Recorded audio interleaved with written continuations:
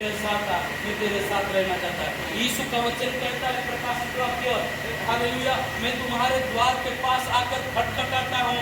जो कोई मेरी आवाज सुनकर द्वार को खोलेंगे उनके भीतर में आना चाहता हूँ। भीतर क्यों आना चाहता है? प्रभु बोलता है संगति करने के लिए, आपके साथ में भोजन करूंगा। भोजन करते जब हमारे साथ घर में कोई आता है, एक दूसरे के साथ भोजन करते तो आनंद नहीं होता है? आनंद नहीं होता है? तो अगर प्रभु आपके साथ आकर आपके साथ संगति करेगा, कितनी आनंद की बात है। हम लोग बोल रहे थे परमेश्वर की उपस्थिति में आनंद है, परमेश्वर की उपस्थिति में आशीष है। परमेश्वर का वचन कहता है, अगर भजन संहिता में पढ़ा कि परमेश्वर, जब इजराइल लोग मिस्र से निकले थे तो भजन संहिता कहता है कि उनमें कोई भी दुर्बल, कोई कमजोर, कोई थका हुआ नहीं था, और कोई गरीब उनको सोना चांदी देकर बलवंत हस्तपुष्ट कर परमेश्वर लेकर आया। लेकिन धीरे धीरे जब इस्राएल लोग चलने लगे, उनकी यात्रा में मरने लगे, उनकी यात्रा में दुश्मनों के द्वारा नाश होने लगे। कारण इतना था, वो सत्य परमेश्वर जो उनको निकाल कर लेकर आया था, जिन्होंने उनको चुन लिया था, वो परमेश्वर को भूलकर किसी और की आराधना करना शुरू किया। वो जो परमेश्वर उनको निकाल कर लेकर आया, उनको भूलकर किसी और की ओर नजर लगाना शुरू किया।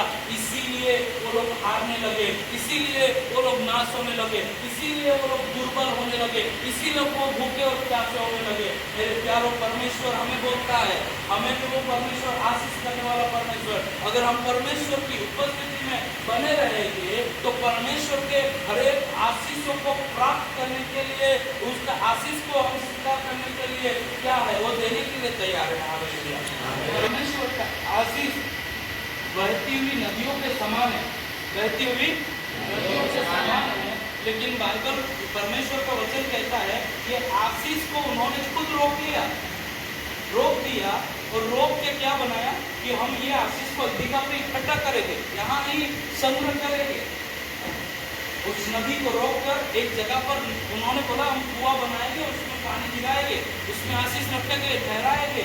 लेकिन वो होद जो बनाया, जो कुआं बनाया, वो भी कुआं कैसा टूटा हुआ, लीकेज। आजकल डैम बनाते हैं, डैम में से पानी लीकेज हो जाता है, वैसा ही बनाया। वो बोलते हैं कि मेरी बहती हुई नदी को क्या कर दिया उन्होंने?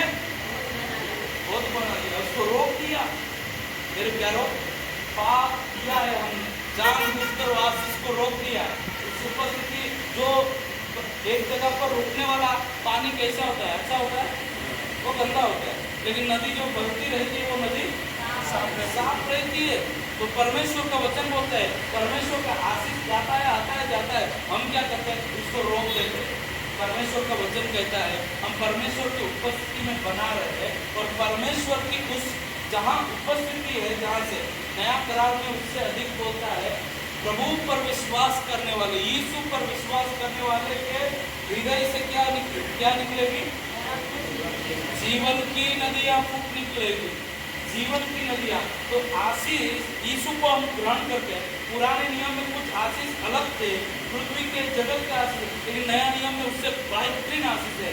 हम केवल यीशु पर विश्वास करने में, हालेलुया, परमेश्वर को लेकर, पुराने नियम में प्रभु की उपस्थिति में जाने के लिए संदूक था, और प्रभु की उपस्थिति में जाने के लिए नियुक्त समय था, नियुक्त जगह था। नया करार में बोलता है तुम यीशु पर विश्वास करो, तुम्हारे अंदर से वो जीवन की नदियाँ फूट निकलेगी, वो आनंद और आशीष तुम्हारे। लेकिन इतना है, इस मंदिर को पवित्र बनाकर प्रभु के चरणों में हर हमेशा उपस्थित रखना। हालेलुया।